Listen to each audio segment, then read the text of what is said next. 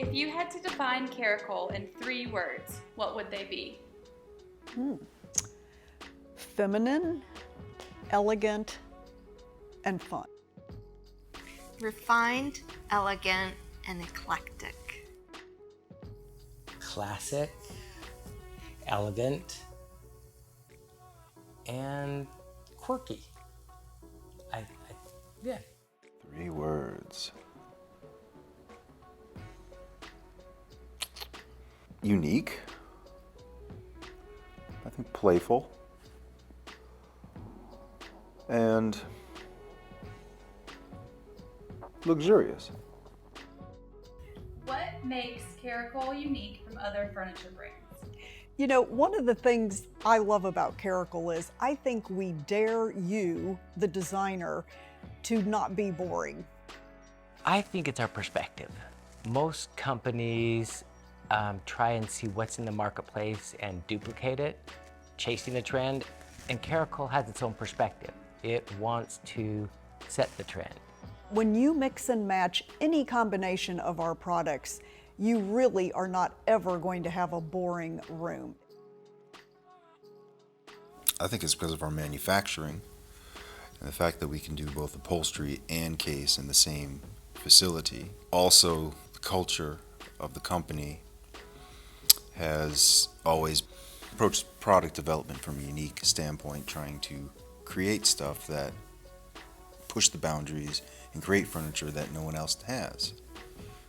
I think that attention to detail that we pour into a piece of furniture, that's what makes us unique and sets us apart. There are going to be nuances that are kind of aha moments, that when you open the door, you see something totally unexpected. When you open a drawer, something happens that is very unique, that the consumer, we think, will just always love and admire us for giving them kind of that unexpected and special edge.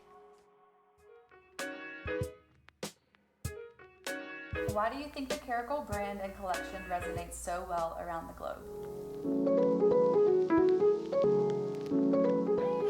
I think it's because we seek inspiration from around the globe. I think part of our design team is a blended mix of cultures and personalities, and from that they bring a different perspective. I think it appeals to people who are looking for a unique product.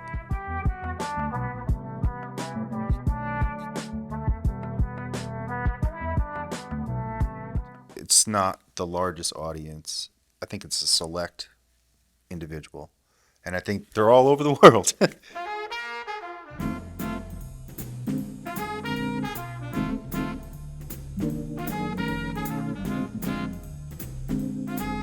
People are trying to find what resonates with them and something that reflects their personality.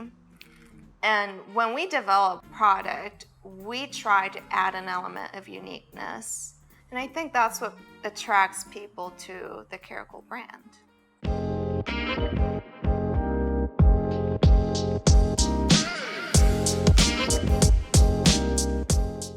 We think conscientiously about who our customers are, how they live, where they live, and they give us a lot of feedback on the types of styles and designs that appeal to their customers or to their culture. If you are traveling, if you are experiencing the world, if you are seeing how cultures live in this world, whether it be their cuisine, it could be their materials, their colors that they use, traveling is the quintessential way of gathering inspiration.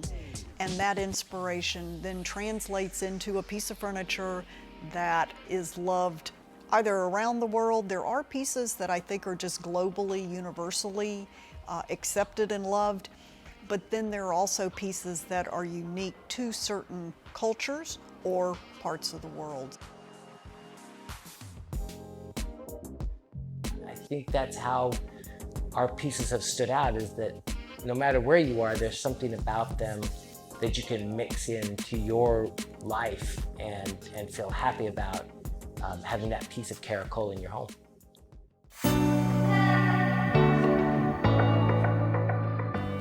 your go-to sources for product inspiration?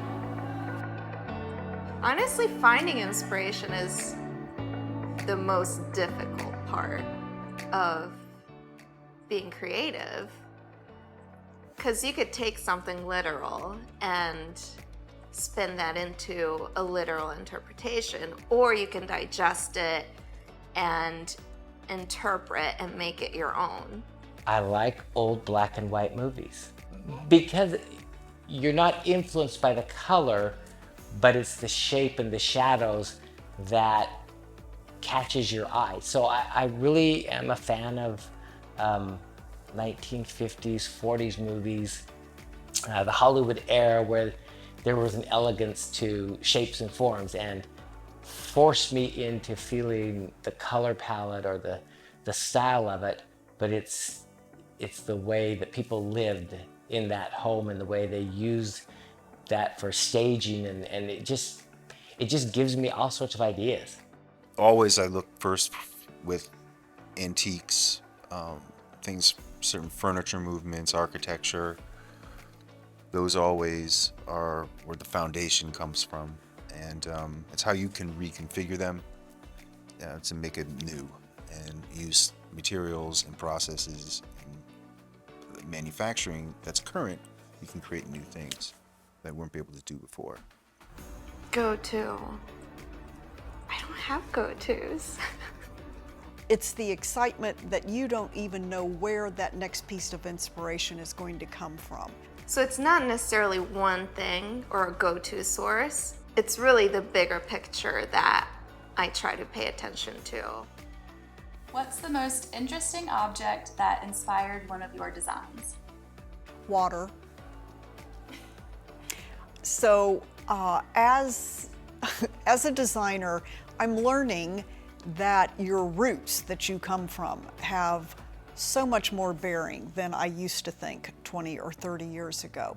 And I was born and raised in Florida, and water, I have noticed, has become a very prevalent element that I've incorporated into a lot of designs here at Caracole. That's a good question. I think actually it was an ant tunnel. I saw an ant farm that someone had used as an inspiration for a carving, and that actually, the most bizarre of things, I think, was the fact that it was the voids created by the tunnel that gave the shape and form to one of the pieces I designed. Which is, yes, of course, it's the Glimmer of Hope chair. It morphed from the severity of that ant tunnel to something a little softer, but it really was that negative positive space that inspired me on that piece. Most interesting object. Okay, this sounds silly, but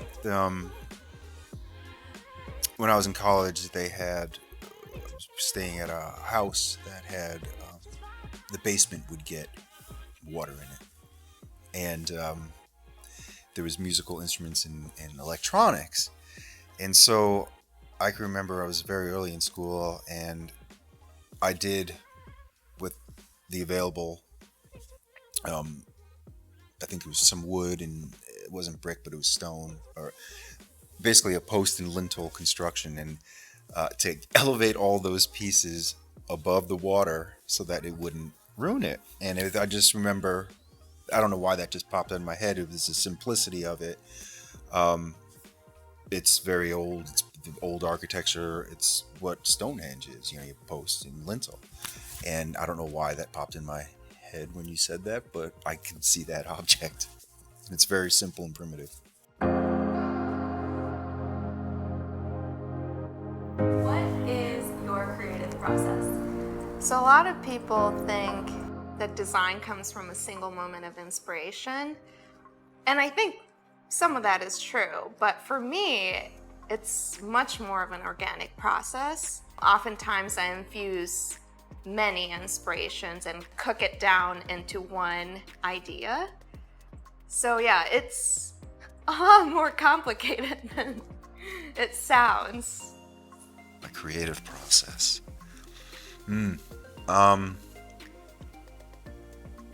I wish it was just an on-off switch. What is your creative process? Chaos. I mean, you have to get in a good state of relaxation, I guess, or state of mind. Being inspired, whether through architecture, materials. We start with an idea. We look for the way handbags are showing up in the world, or fashion on a runway, what somebody saw when they were in a bar or in a restaurant, traveling around the globe when we're doing product design. And we start collecting those ideas and we pin them up on a wall.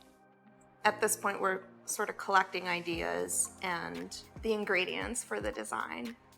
And as we go through it, we start to think, all right, what's common, what's unique, what's different? How do we create a mood and a feel from that? So as we edit that assortment of ideas or inspirations, we then begin to formulate the new product we're going to introduce the next season.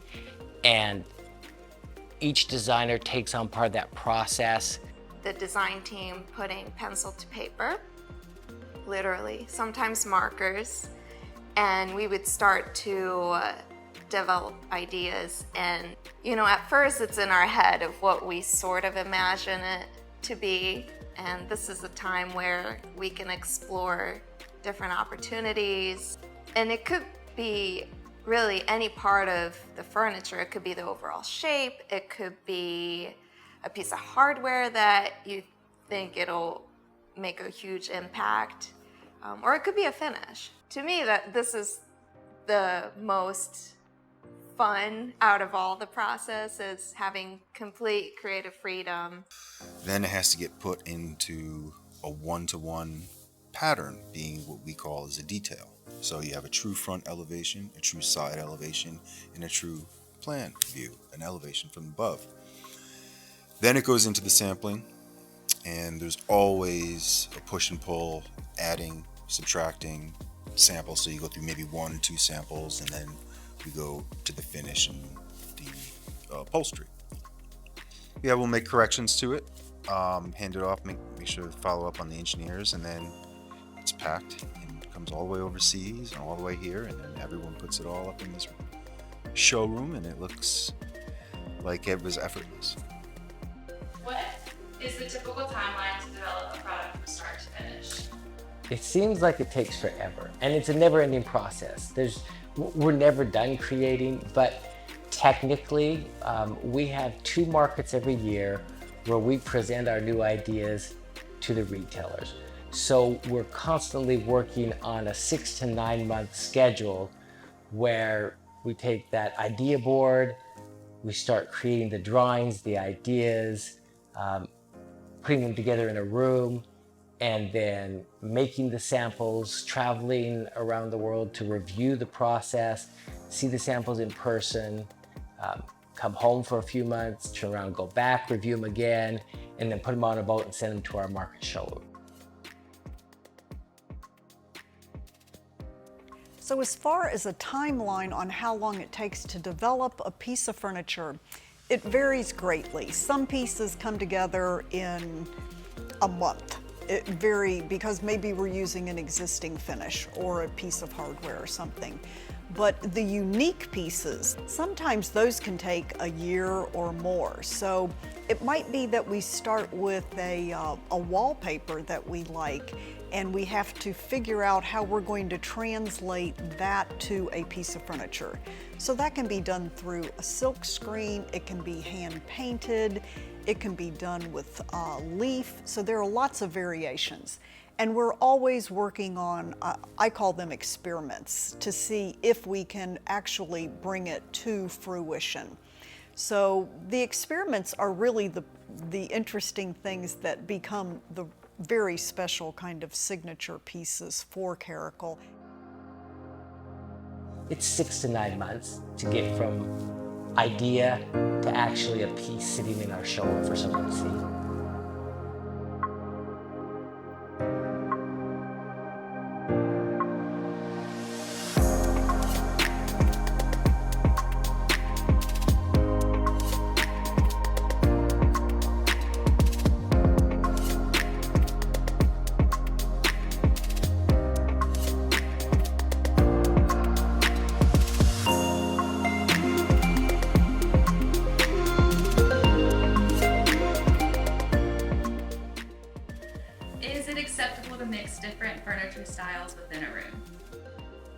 Is it acceptable? I don't see it as being any other way.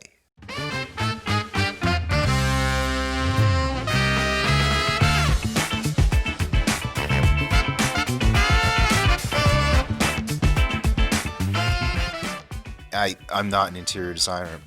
I stick to the furniture in the building, but my house is filled with individual pieces that I like. And from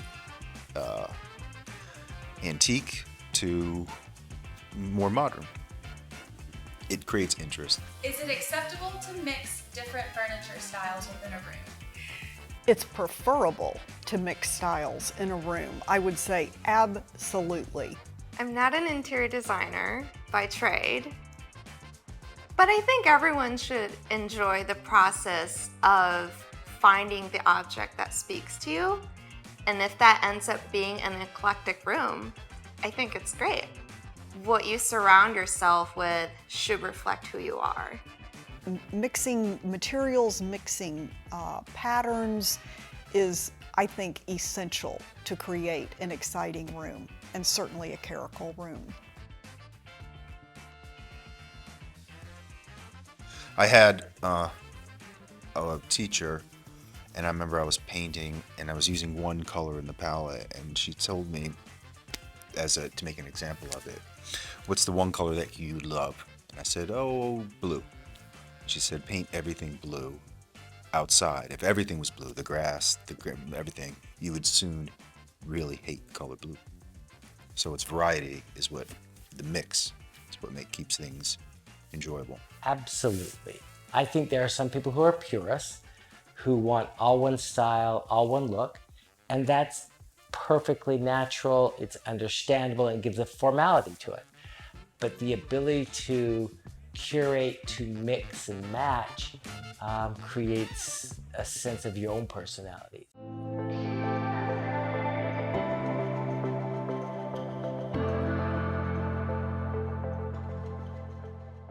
Describe your typical workday.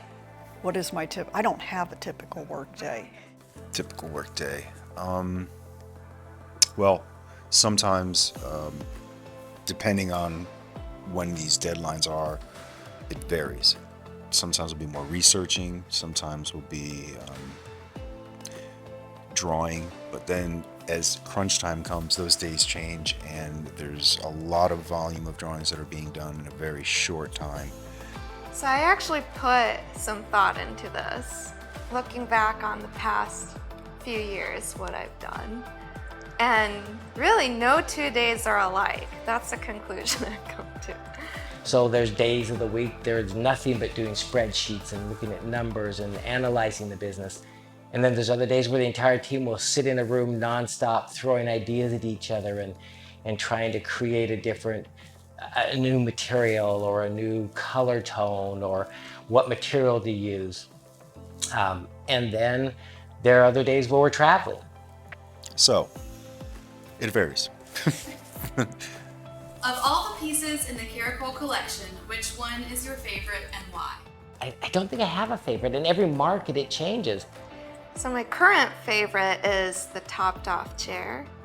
And this is one of those pieces that we knew going into it that it was gonna be a risky piece because of the grandness of the scale. And it's just something that we've never tried before. But when we first saw it in the sample shop, I knew immediately that it was right.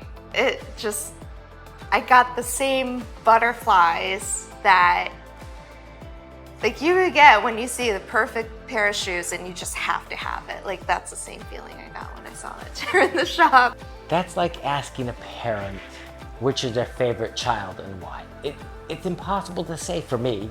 That is a really hard question because obviously there are many favorites out there and through the years, but I think watercolors would be one of my very favorite pieces because it encompasses all my favorite things in a piece of furniture.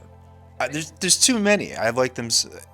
There's so many pieces. This table that's behind us, the fact that it collapses into a circle, into expandable what, 15, 14, 16, 18 people. There's just so many to choose. I can't just pick one.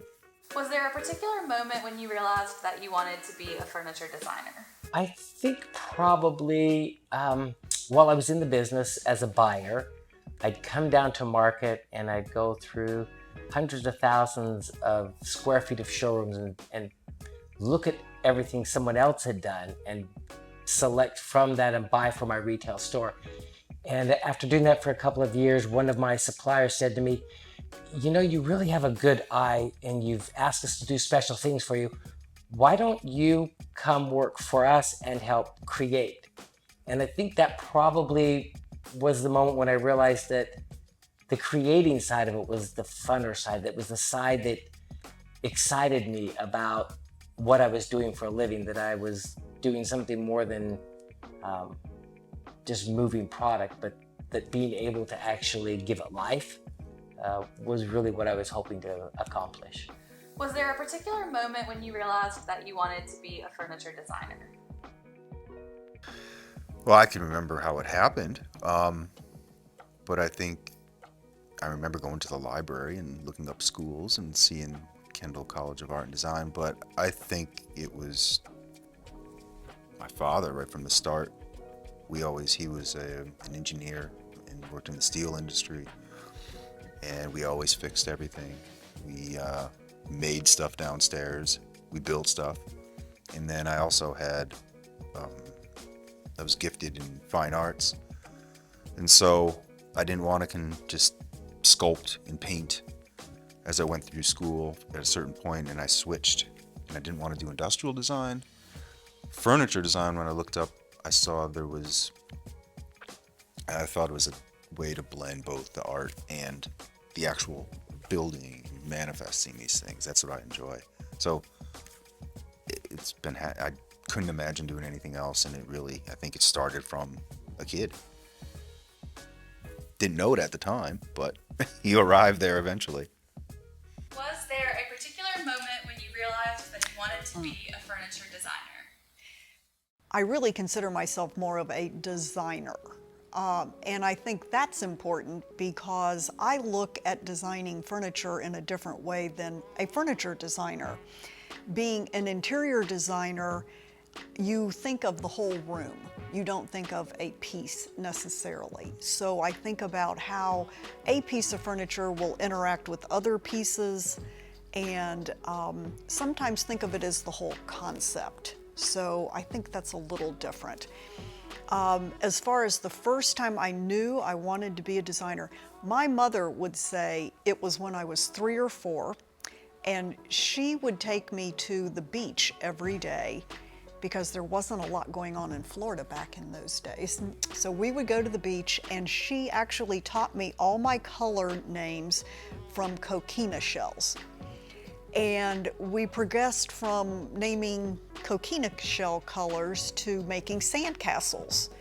And that is where, in essence, we started creating like floor plans for a house, which is kind of fun.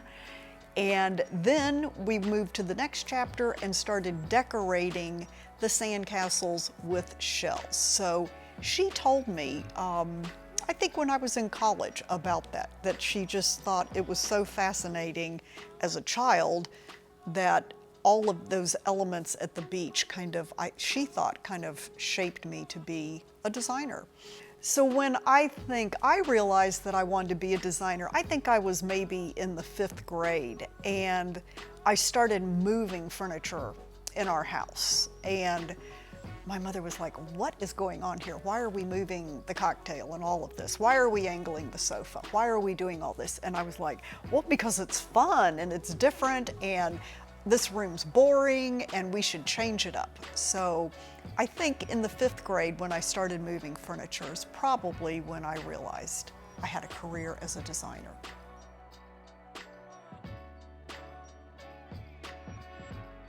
I mean, it's fun stuff to work on. I would hate to work on a different line. Why? I think we're just allowed to push the boundaries. I enjoy my job. I couldn't imagine doing anything else.